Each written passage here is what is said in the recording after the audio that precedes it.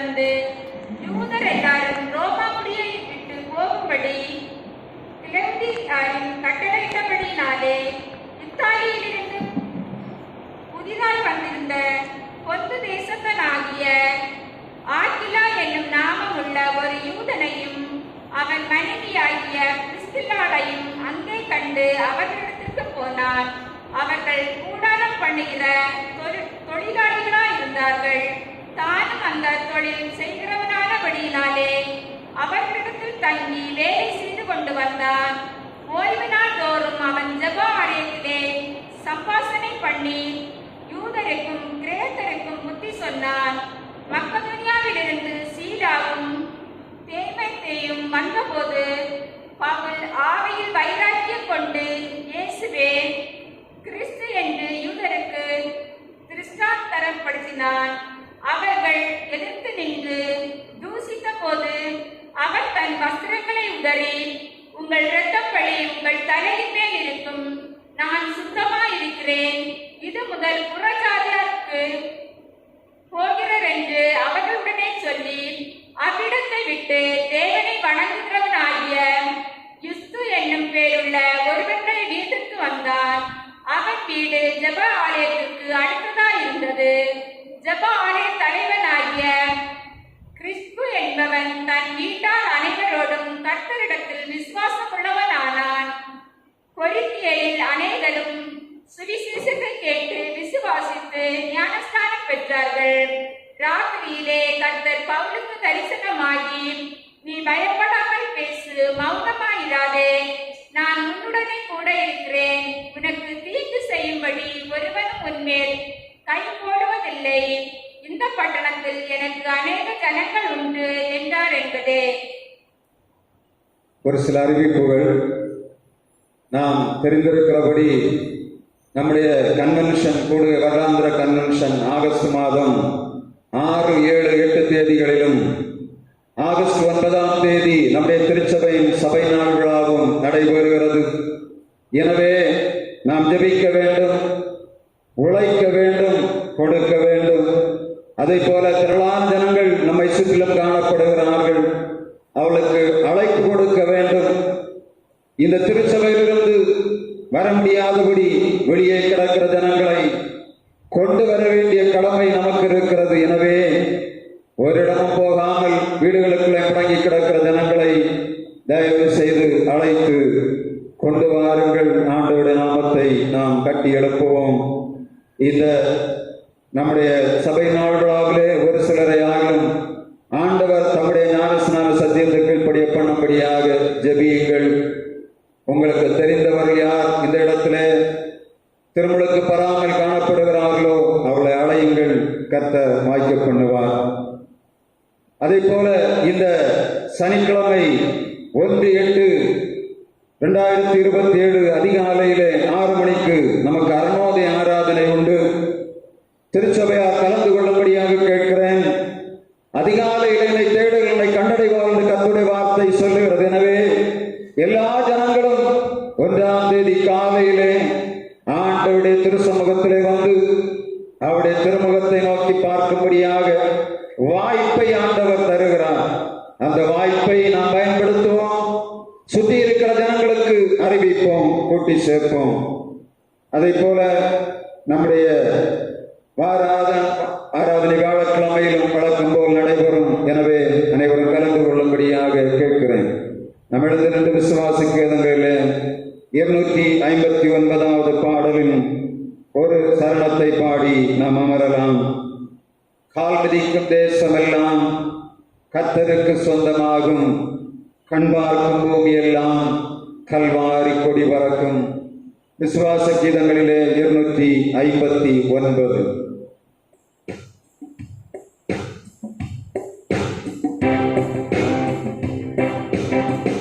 மிதிக்கும் தேசமெல்லாம் என் கர்த்தருக்கு சொந்தமாகும்,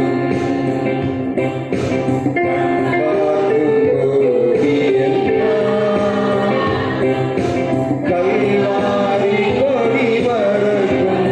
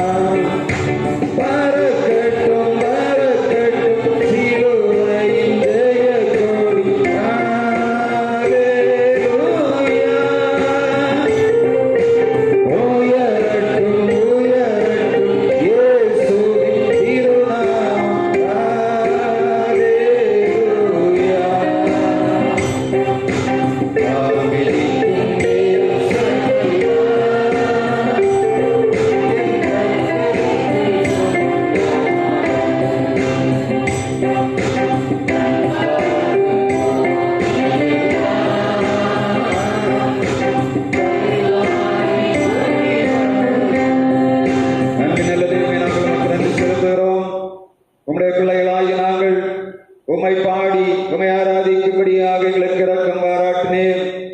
உம்மிடத்திலே நாங்கள் விண்ணப்பங்களை வைக்கும்படியாக எங்களுக்கு நீர் தயவு பாராட்டினீரப்பா. கேளுங்கள் தரப்படும், தட்டுங்கள் திறக்கப்படும், தேடுங்கள் கண்டடைவீர்கள் என்று சொன்ன வார்த்தை பிரகாரம் நாங்கள் கேட்ட காரியங்களுக்கெல்லாம் கர்த்தர்கள் பதில் தரும்படியாக ஜெபிக்கிறோம். இந்த நேரம் உம்முடைய திருவார்த்தை தியானிக்கும்படியாக கடந்து வருகிறோம். எங்களோடு பேசும், எங்களை திடப்படுத்தும், எங்களுக்கு தர வேண்டிய செய்தியை தந்தனுப்பும்படியாக ஜெபிக்கிறோம். உம்முடைய திருக்கரத்தில் எங்களை தருகிறோம். இறைவேந்தன் இயேசு கிறிஸ்துவ நாமத்தில் ஜெபிக்கிறோம் எங்கள் ஜீவனுள்ள நல்ல பிதாவே, ஆமென். நாம் அமரலாம்.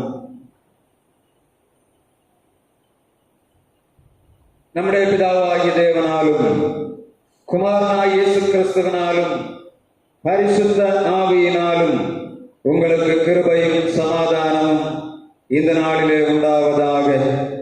இந்த நாளிலும் நாம் தொடர்ந்து அப்போஸ்தலர் நடபடிகளை தியானிக்கும்படியாக ஆண்டவர் இந்த 18ஆம் அதிகாரத்தை தியானிக்கும்படியாக இரக்கம் பாராட்டுகிற தயவுக்காக நான் அவருக்கு நன்றி செலுத்துகிறேன். அப்போஸ்தலர் 13ஆம் அதிகாரத்திலிருந்து பவுல் அப்போஸ்தலனுடைய சுவிசேஷ மிஷனரி பிரயாணத்தை நாம் தியானித்து வருகிறோம். ஒவ்வொரு இடங்களிலும் ஆண்டவர் பவுல் அப்போஸ்தலனை கொண்டு செய்த ஊழியம், அவராலே அப்போஸ்தலர் நடபடிகளிலே மிக தெளிவாக அது பதிவு செய்யப்பட்டிருக்கிறது. நாம் இன்றைக்கு இந்த அப்போஸ்தலர் நடபடிகளிலே பவுல் அப்போஸ்தலன் செய்த 2வது மிஷனரி பிரயாணத்தை 17ஆம் அதிகாரம் வரையிலும் பார்த்து வந்திருக்கிறோம். அதன் தொடர்ச்சியாக 18ஆம் அதிகாரம் 1ஆம் வசனத்தை ஒரு வாசிக்கலாம். அதன் பின்பு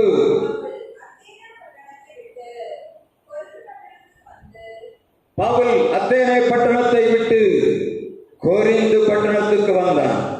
நாம் இதுவரையிலும் பார்த்து வந்தவைகள், முதலாவது மிஷனரி பிரயாணத்திலே பவுல் அப்போஸ்தலன் முதலாவதாக அவன் அந்தியோகியாவிலிருந்து கிளம்பி சைப்ரஸ் தீவாகிய சலாமிஸுக்கு வந்து அங்கே உபதேசித்து விட்டு பாப்போஸுக்கு வந்து பாப்போஸிலிருந்து பெர்கா வந்து பெர்காவில் வரும்போது யோவான் என்று சொல்லக்கூடிய மார்க்குக்கும் இந்த பர்னபாவுக்கும் பிரச்சனை வந்தபடியினாலே இங்கிருந்து மார்க் என்று சொல்லக்கூடிய யோவான் திரும்பி அவன் எருசலேமுக்கு வருகிறான். ஆனால் இந்த பெர்கே பட்டணத்திலிருந்து பவுலும் பர்னபாவும் இணைந்து அந்தியோக் பிசிதியா வந்து அங்கிருந்து ஐகோனியம் வந்து இக்கோனியம் என்று சொல்லக்கூடிய இடத்துக்கு வந்து இக்கோனியாவுக்கு வந்து அங்கிருந்து லிஸ்திரா தெர்பே வந்து விட்டு தெர்பையிலிருந்து திரும்பவும் லிஸ்திரா, இக்கோனியா, பிசிதியா, அப்படியே அத்தாலியா வந்து விட்டு அவர்கள் இருவரும் திரும்ப செலுக்கியா வந்து திரும்ப அந்தியோவுக்கு வருகிறதை முதலாவது மிஷனரி பிரயாணம். மொத்தம் இது 2100 கிலோமீட்டர் சுற்றளவுக்குள்ளே முதலாவது பிரயாணம் முடிந்து போகும். இப்பொழுது நாம் பார்த்து கொண்டிருக்கிற 2வது மிஷனரி பிரயாணம், இங்கிருந்து அந்தியோகிலிருந்து திரும்ப கிளம்புகிறான். இங்கே வரும்போது பவுலுக்கும் பர்னபாவுக்கும் ஒரு குழப்பம் உருவாகிறது. காரணம் என்ன? பவுலை பார்த்து பர்னபா சொல்லுகிறார், நாம் மார்க் என்று சொல்லக்கூடிய யோவானை கூட்டிக் கொண்டு போக வேண்டும். இப்பொழுது அவர்களுக்குள்ளே பிரிவினை வந்தபடியினாலே பர்னபா இந்த மார்க்கை கூட்டிக் கொண்டு அவர் வந்த முதல் பிரயாணமாகிய சலாமிஸ், பாப்போஸ் இந்த பகுதிகளிலே ஊழியம் செய்கிறார்கள்.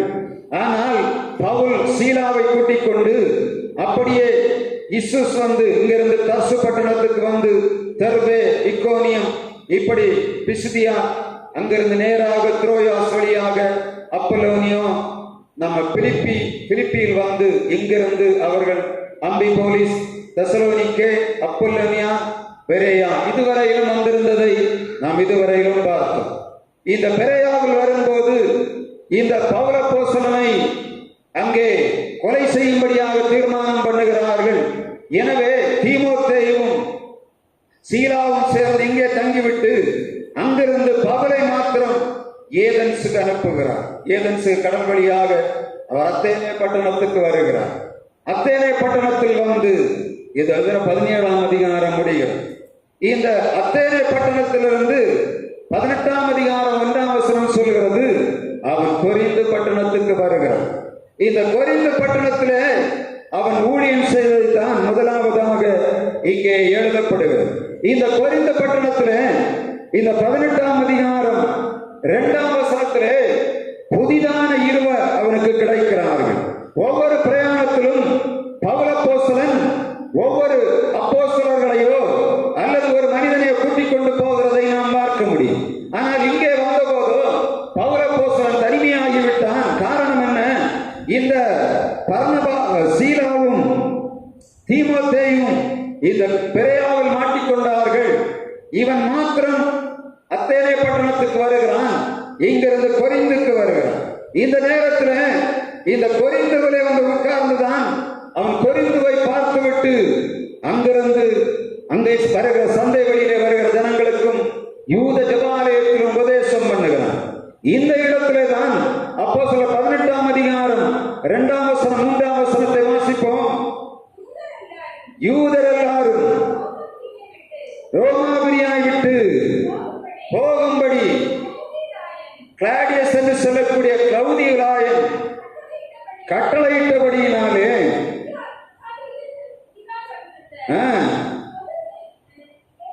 பொந்து தேசத்தானாகிய ஆக்கில்லா என்னும் நாமமுள்ள ஒரு யூதனையும் அவன் மனைவியாகிய பிரிஸ்கில்லாவையும் அங்கே கண்டு அவளிடத்துக்கு போனான். இங்கே கொரிந்துவிலே வரும்போது அவனுக்கு பக்கத்துணையாக யாரும் இல்லை.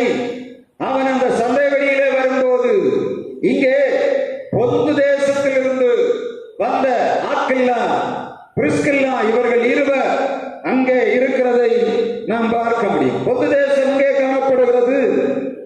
இதுதான் பொந்து தேசம். இங்கிருந்து கிட்டத்தட்ட 1300 கிலோமீட்டர் தாண்டி இவர்கள் இங்கே கொரிந்து பட்டணத்திலே பொந்துவில் உள்ள ஆக்கில்லாவும் பிரிஸ்கில்லாவும் இங்கே காணப்படுகிறார்கள். என்ன வேலை செய்கிறார்கள்? கூடார வேலை செய்கிறார்கள். பொந்து தேசத்தை சேர்ந்த யூதனான ஆக்கில்லாவும் பிரிஸ்கில்லாவும் இந்த கொரிந்து பட்டணத்திலே வந்து கூடார வேலை செய்து கொண்டிருக்கிறார்கள். அவர்களோடு பவுலும் சேர்ந்து கொண்டான். வசனம் சொல்லுகிறது 3ஆம் வசனத்திலே அந்த கூடார வேலை பவுலும் செய்து கொண்டிருந்தான். வசனம் சொல்லுகிறது பவுல் யாரு? சாதாரண ஆளா? ஆனால் வசனம் சொல்லுகிறது அவனும் கூடார தொழில் செய்கிறவனானபடியினாலே இந்த ஆக்கில்லாவோடும் பிரிஸ்கில்லாவோடும் சேர்ந்து கூடார பணி செய்கிறான். காரணம் என்ன? அங்கே முதலாவது வந்தவன் தங்கி இருப்பதற்கு அவனுடைய உணவு உடைக்காக அவன் வேலை செய்ய வேண்டிய சூழ்நிலை உருவானது. அங்கே ஆலயத்தை ஜெபாலயத்தை யூதருடைய ஜெபாலயத்தை அவன் தேடி கண்டுபிடிக்கும் முன்பாக இந்த ஆக்கில்லா பிரிஸ்கில்லா மூலமாக அவளோடு சேர்ந்து பணிவிடை செய்து அவர்களோடு சம்பாஷித்துக் கொண்டிருக்கிறான். இவனுடைய சம்பாஷணை கேட்டவுடனே இந்த ஆக்கில்லாவும் பிரிஸ்கில்லாவும் அவளை ஏற்றுக்கொள்ளுகிறார்கள். அப்போஸ்தலர் 18ஆம் அதிகாரம் 4ஆம் வசனத்திலே இந்த பவுல் யூதருடைய ஜெபாலயங்களிலே கொரிந்துவிலே உபதேசம் பண்ணி கொண்டிருக்கிறார்கள். அங்கே கிரேக்கரோடும் யூதரோடும் தர்க்கம் பண்ணி கொண்டிருக்கிறார்கள்.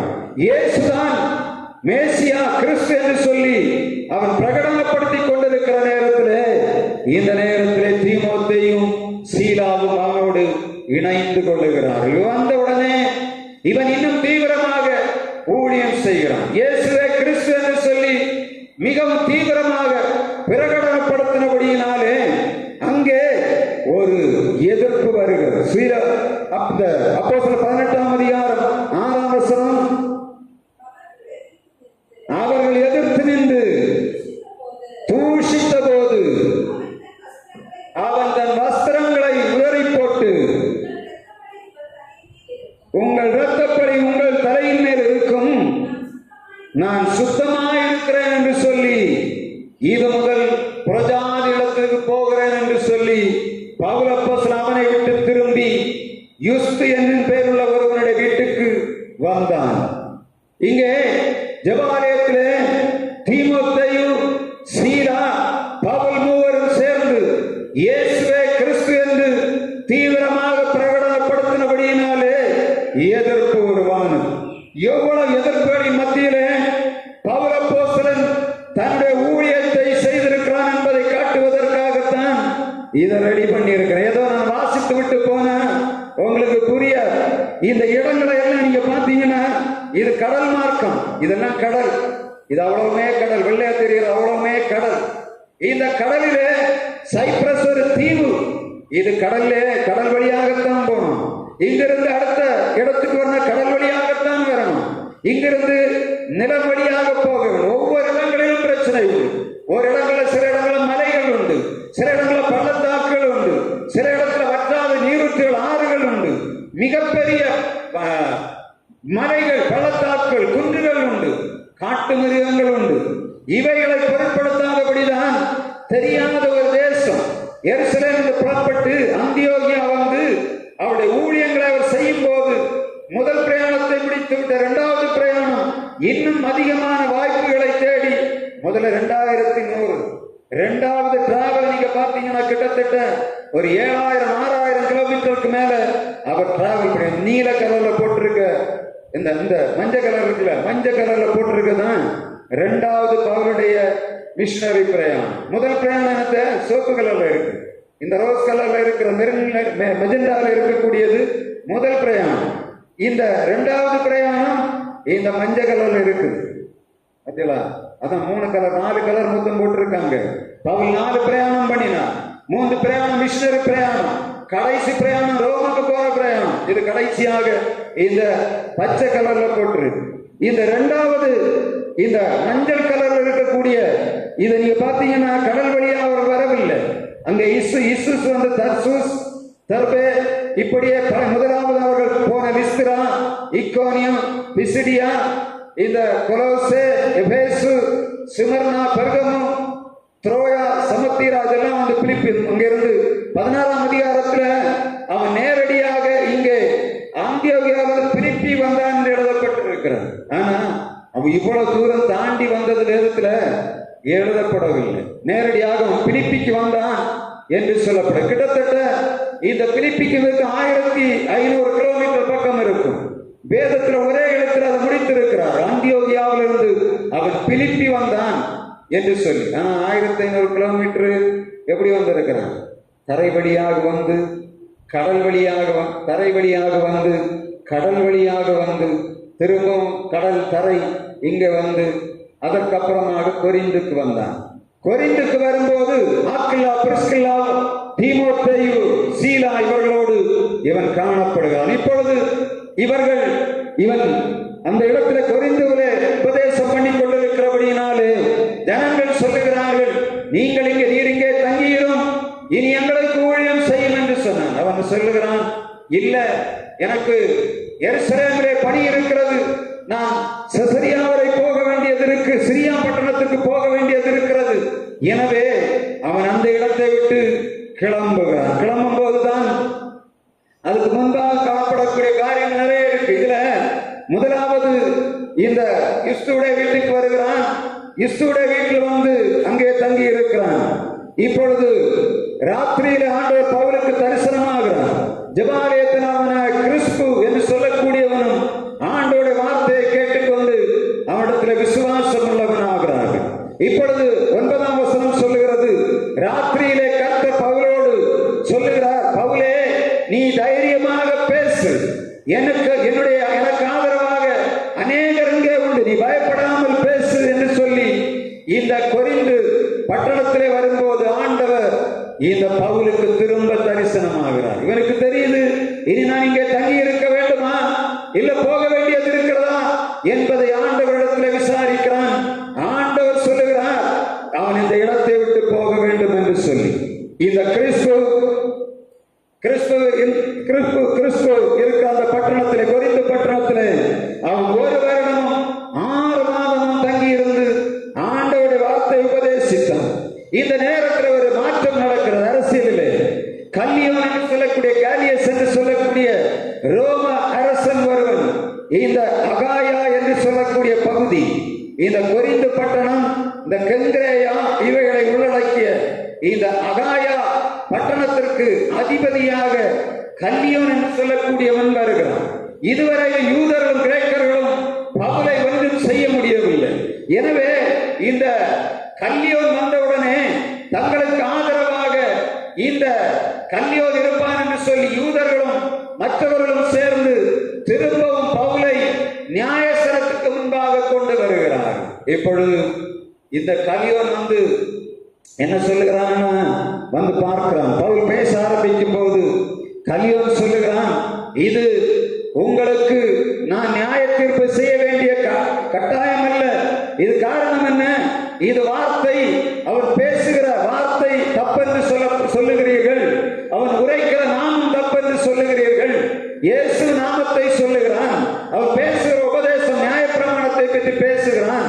இதற்கும் எனக்கும் சம்பந்தம் இல்லை, நீங்களே நியாயம் தீர்த்துக் கொள்ளுங்கள் என்று சொல்லுகிறான். திரளான ஜனங்கள் கூட்டம் கூடினபடியினாலே, திரளான ஜனங்கள் ஆண்டவரை ஏற்றுக்கொண்டபடியினாலே கிரேக்கர்கள் ஜெபாலய தலைவனாகிய சொஸ்தேனையை பிடித்து அந்த ஜெபாலயத்திலே போட்டு அடிக்கிறார்கள். காரணம் என்ன? பவுலை அடிப்பதற்கு பதிலாக அந்த ஜெபாலய தலைவன் யார், பவுலுக்கு யார் வாய்ப்பு கொடுத்தானோ அவனை பிடித்து அடித்தார். வாசித்து பாருங்க. பவுலை அடிப்பதற்கு பதிலாக அவர்கள் ஜெபாலய தலைவனாகிய அந்த சொஸ்தேனை அடித்தார். அப்போஸ்தலர் 18ஆம் அதிகாரம் 17ஆம் வசனம் சொல்லுகிறது, பவுலுக்கு ஆதரவாக இருந்த அந்த சொஸ்தேனேவை என்ன பண்ணினார்கள்? கிரேக்கர்கள் சேர்ந்து அடித்து உதைத்தார்கள். இந்த நேரத்தில்